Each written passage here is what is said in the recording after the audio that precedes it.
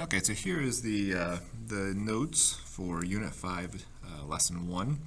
And we're going to be doing what's called systems of equations. So last unit was all about equations. This one's going to be what's called systems.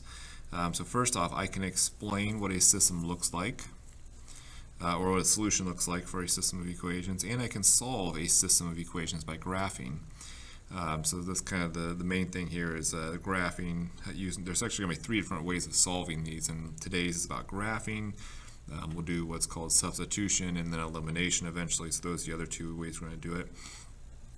So first off, vocabulary. So a system of linear equations, which we typically just call a system, is simply 2 or more linear equations together. Okay, so it could be several. You know, in this lesson or this course, we're only going to give you 2 ever. Go to take algebra 2, we'll give you 3 at a time, and it can go up and up and up from there. But we're basically just 2 or more. And in this system, x has the same value for all the equations, and y has the same value. And if there's a third equation, there's going to be a z. You can look forward to that if you take algebra 2. But right now we're just going to do 2. So then in a solution then to a system is any ordered pair that makes all the equations true. So basically you got to find the x and the y that makes both of them true. So just to kind of see if you understand exactly what we're saying here, like we're going to say, is this a solution? You know, instead of saying find it, we're just going to say, is this a solution to this system? Okay, so all we're saying is when I plug 3 in for x and -4 in for y, does it make the first one true and make the second equation true? So the fastest way of doing this, if I give you a point and say, is it a solution? And this will be on the test. I'm going to give you questions where I'll say, is this a solution? Very simple, plug it in. Plug this guy in. So plug in 3. Is 3 minus 7, does that equal -4? Again, plug -4 in for y. Well, does 3 minus 7 equal -4? It sure does. Then the other one down here, 5 times my x is 3 plus 3 times -4, does that equal 3? Okay, so this would be 15. Again, I'm doing my order of operations, multiply first, -12. Now if I took 15 plus -12, that's like subtracting 12. So 15 minus 12, does that equal 3? And it does. So because both equations were made true with this ordered pair, then this is a solution. Okay? So it made both of them true. And that is because, it's a solution because it made both equations true. Okay, and if I were to graph this, and you think like when you graph y equals x minus 7, when we graphed that last unit, we were plotting all the possible solutions. So if this is a solution of both of these, that means it's a point on both of those lines. So keep that in mind when we get down to the bottom here. So it's a point on both lines. Is -1, 2 a solution to this system? So new numbers, new system, is it? So on this guy here, I'm going to plug in 2 for y, plug in -1 for x, and then just see, is this true? So 4 times -1 is -4. Is -4 plus 6 equal 2? Yep. Then the other guy, I'll have 3 times x is -1, y is 2.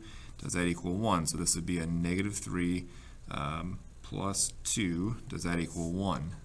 Very close. This side actually equals -1. So does -1 equal 1? No.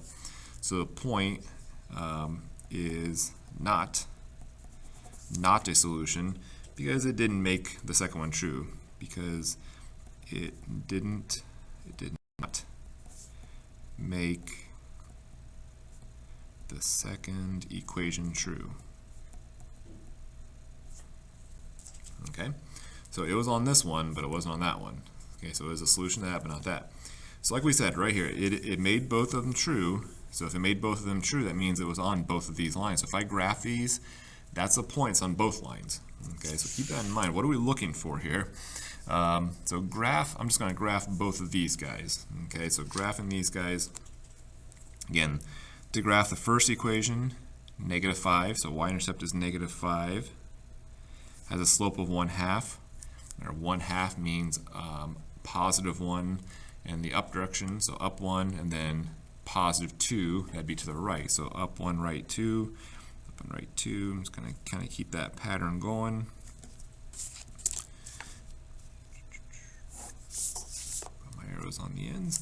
And then the other one has a y-intercept of 3, so up 3, put a point, a negative slope, so I'm going to be going down 3, right 2, so down 3, right 2, down 3, right 2, down 3, right 2. And we notice that these two lines do meet. They meet, so this first equation, all of these points are a solution to the first equation. All of these points, everything in between there, everything on this line is a solution to the second equation. Well, what point is a solution to both? That bad boy right there. Okay, so what, 1, 2, 3, 4, so 4, comma, -3.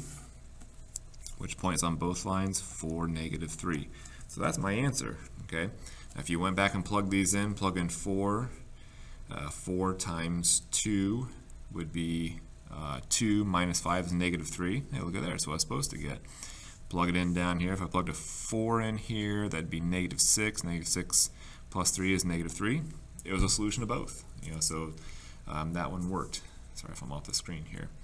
Yeah, so I think it almost might be easier to graph than to, I mean, if I give you a point to check, you plug them in.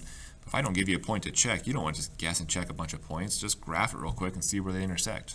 Okay, this guy down here, again, before I can graph this, that's that standard solution we kind of skipped over. I'm just going to say let's bring the 3x over. So this would be -2y equals 6 minus 3x. Divide everything by -2. So this would be y equals, and then I'm going to put the x term first. So -3 divided by -2 would be a 3/2 x. And then a 6 divided by -3, I'm going to put that last, would be a -3. So let's quickly graph these guys. Up 4, slope is -2.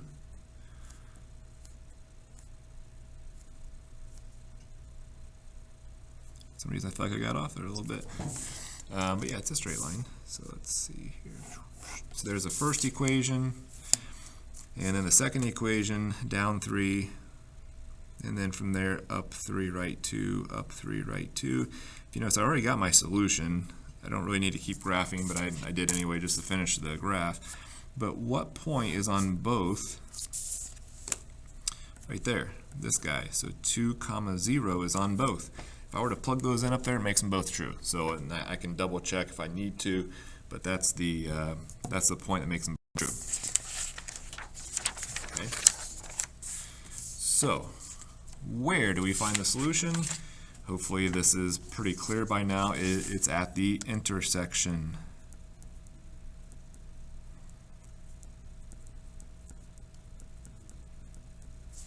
It is at the intersection of the lines. Big bold, everything there. Some special cases here. So let's go down here and look at some special cases. This first one, I'm going to graph this guy. So -3. I guess okay, let's say this. Special cases. When would two lines not meet? Okay, so think of it that way. So I'm going to try to give you two situations where they don't meet, and then we can interpret that. So this one it's down 3. I'm going to go up 4, right 1, up 4, right 1, down 4, left 1. Okay, lost my ruler for a second.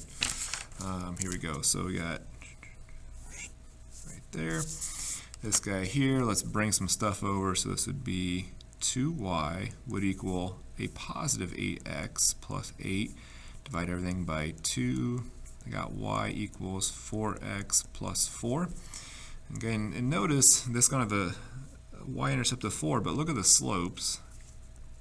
Slopes are the same on this. Okay, so if I start here and I go up 4, right 1, I'm somewhere in here. I go down 4, left 1. I'm never quite catching up to this line. They're just going to continually be about the same distance apart, meaning that they're parallel. Okay, so which point is on both lines? Oh, there isn't one, so there's none. Okay, since these lines meet never, we say that the system, so if they don't ever meet, sorry, I'm off my screen again. If they never meet, so which point is on both lines? None. Since these lines meet never, we say that there's no solution. There is no point where they intersect. The solution's where they intersect. This one doesn't intersect. So we're at a loss with that. This guy over here, okay, for the sake of time, this is y equals negative 3x plus 1. So if I look at these guys, they're the exact same equation. So if I graph this, up 1 is my y-intercept, and then from there down 3 right 1, up 3 left 1. Okay, so I'm going to graph the first line, and now I'm going to graph the second line. Okay, so what happened there? They're the exact same line, right? So which points are on both lines? Okay, all the points. Everything that's a solution to one is a solution to the other. So since they meet everywhere, they coincide, right? They actually coincide. They're, one is right on top of the other. So we say that this has infinitely many solutions. Okay, infinitely many solutions.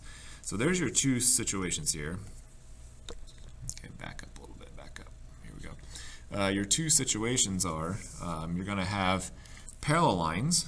Well, let's back up. Front side. Front side, we had one intersection. So there's a solution. If they happen to be parallel, no solution. Okay, they don't ever meet. If they happen to be the same line twice, so if one goes right on top of the other, then it's infinitely many solutions. Okay, so let's wrap this up. Let's sum it up real quick here. So if two lines have different slopes, okay, if they have different slopes, that means they will intersect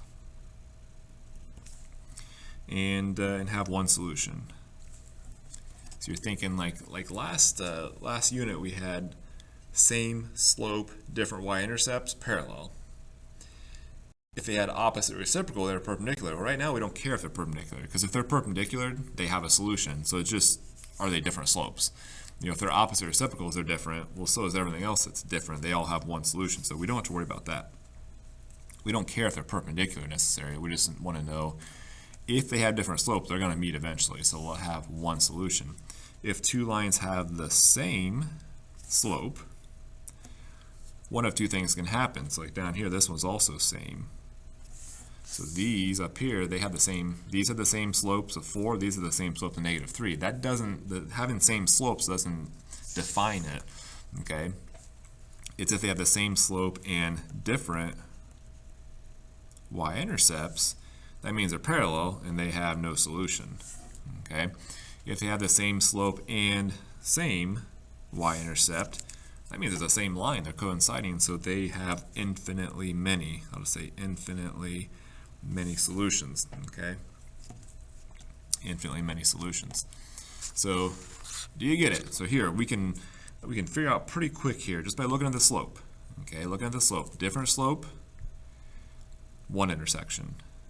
Same slope, but different y-intercept, no solution. Same slope, same y-intercept, infinitely many solutions. So I just want to find the slope here first and then look at the y-intercept after that. So this guy here, this would be negative 2y. I bring the 10x over, it would equal negative 10x plus 14. Divide by negative 2. Y equals 5x minus 7. Okay, so right here, look at the slopes. Now, they have the same y-intercept. Don't look at that first. Look at the slopes first. Okay, they have different slopes. There's only one thing that can happen if they have different slopes, one solution. So this one would just have one solution. Now, if they had the same slopes, if they were the same, we'd have to go look at the y-intercept. Are they the same or are they not? Then that can tell us which one's which. So, hope you enjoyed this.